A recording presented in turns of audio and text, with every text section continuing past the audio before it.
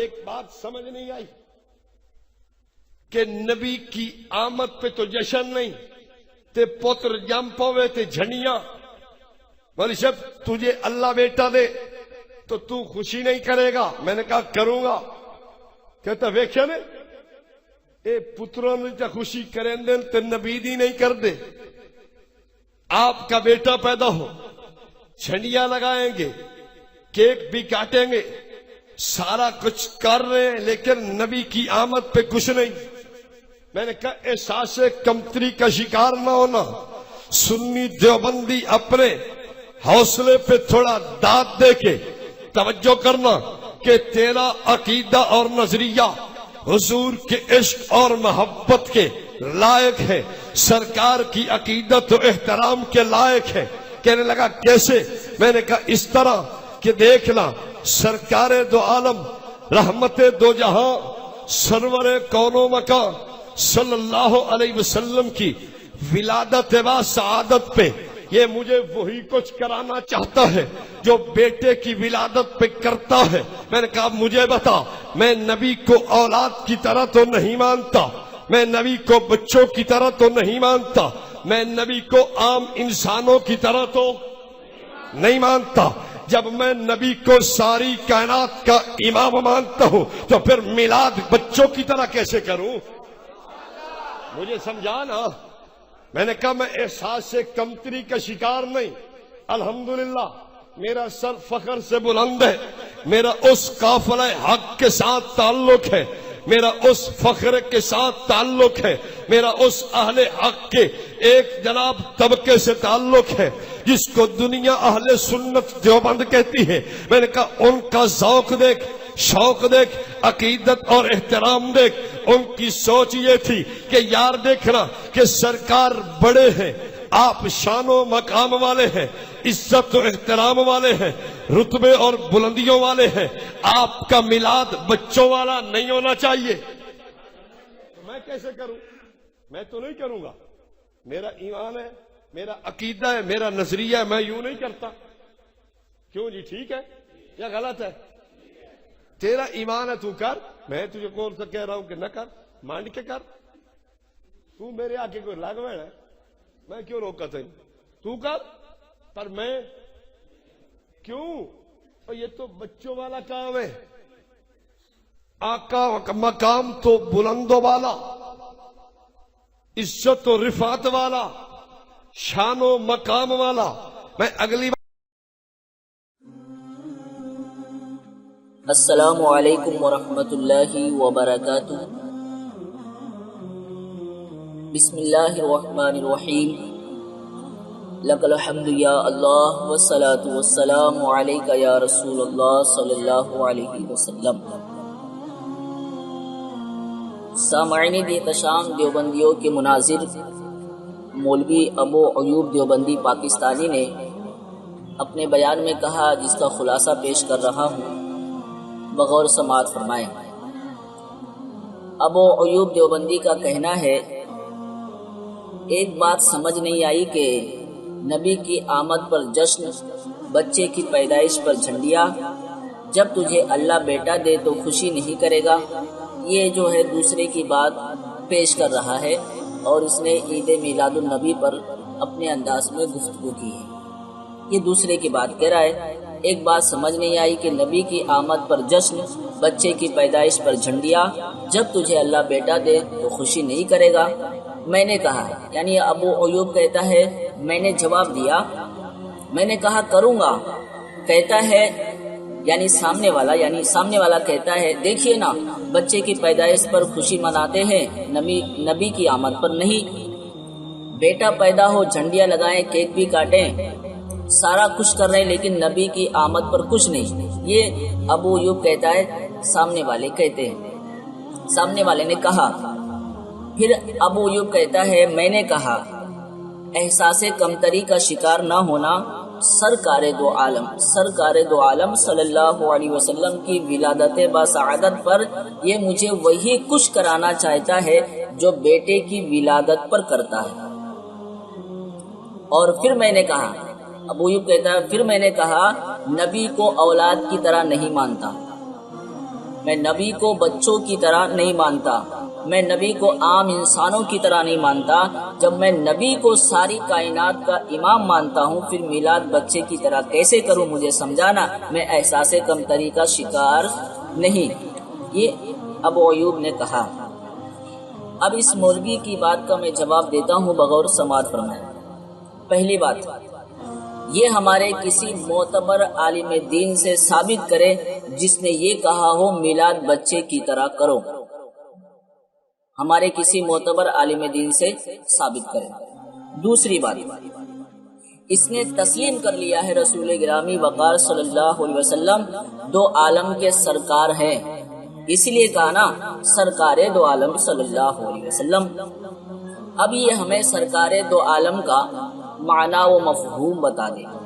تیسری بات، اس مولوی سے کہنا چاہتا ہوں جس نے عوام المسلمین کو دھوکہ دینے کی کوشش کی ہے، یہ مولوی ابو ایوب جواب دے، رسول گرامی وقار صلی اللہ علیہ وسلم سے تعلق و محبت کی بنا پر 12 ربیع الاول میں اظہار خوشی کرنا، اس کو تم تسلیم کرتے ہو اور کہتے ہو ہم یہ بار بار عرض کر چکے ہیں۔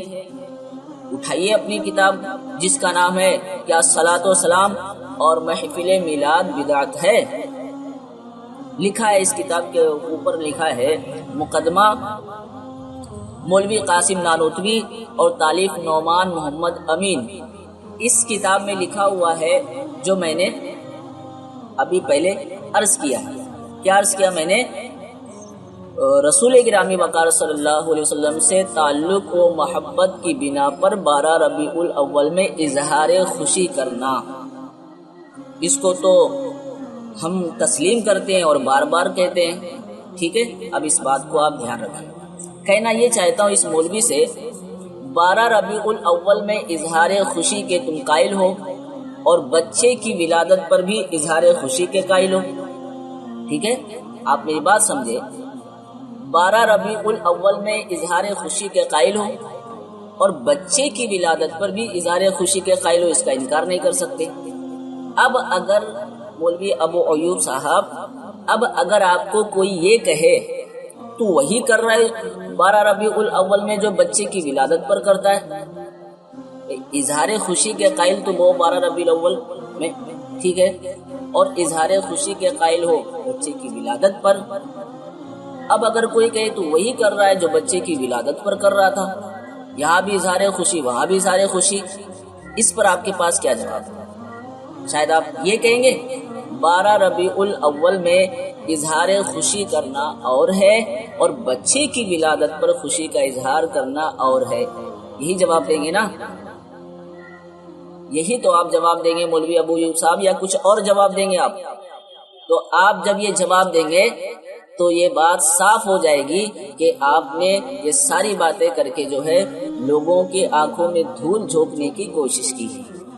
اچھا، اسی کتاب میں ہے جو تھوڑی دیر پہلے میں نے ذکر کیا تھا، جس کتاب کا میں نے ذکر کیا ابھی پہلے، اسی کتاب میں ہے 12 ربیع الاول میں صدقہ و خیرات کرنے کے ہم قائل ہیں اور بچے کی ولادت پر بھی صدقہ و خیرات کیا جا سکتا ہے اور کرتے بھی ہیں۔ اب اگر آپ سے پھر وہی پوچھے ابو ایوب تو وہی کر رہا ہے 12 ربیع الاول میں جو بچے کی ولادت میں کرتے ہیں، بچے کی ولادت ہوئی تو صدقہ و خیرات کر سکتے ہیں اور کیا جاتا ہے، اور صدقہ و خیرات 12 ربیع الاول میں بھی کرنے کے قائل ہو تو وہی کر رہے جو بچے کی ولادت پر کرتے ہو، اس کا کیا جواب ہے آپ کے پاس؟ اور سامعین احتشام، اب یہ جو اس نے کہا ہے کہ ہم نبی کو اولاد کی طرح نہیں مانتے، تو اب ان ساری باتوں کو پیش کر کے سامنے والا ابو ایوب دیوبندی سے یہ کہے کیا تو معاذ اللہ ثم معاذ اللہ نبی کو اولاد کی طرح مانتا ہے، اسی لیے خوشی کا اظہار کرتا ہے، اسی لیے صدقہ و خیرات کرتا ہے، تو اس کا کیا جواب دیں گے آپ مولوی ابو ایوب صاحب؟ اور یہ میں نے جو کہا ہے میں نے مجبوری کے تحت میں نے کہا ہے، ورنہ میں اس بات کو اپنی زبان پر نہیں لاتا کہ معاذ اللہ کیا تم نبی کو اولاد کی طرح مانتے ہو، یہ مجھے سمجھانے کے لیے تمہیں کہنا پڑا کیونکہ تم نے اس طرح کی بات کی تھی۔ تو اگر اب کوئی ابو ایوب صاحب سے کہے کیا تو معاذ اللہ نبی کو اولاد کی طرح مانتا ہے اس لیے صدقہ و خیرات کرتا ہے؟ 12 ربیع الاول میں خوشی کا اظہار کرتا ہے، تو کیا تو نبی کو اولاد کی طرح مانتا ہے؟ کیونکہ خوشی کا اظہار 12 ربیع الاول میں بھی، بچے کی ولادت میں بھی، اور صدقہ و خیرات 12 ربیع الاول میں بھی، بچے کی ولادت پر بھی. تو اس کا کیا جواب ہے آپ کے؟ اب ابو ایوب اس پوچھنے والے کو کیا جواب ہے؟ اچھا یہ مولوی بتائے کیا صحابہ نے 12 ربیع الاول میں صدقہ و خیرات کیا؟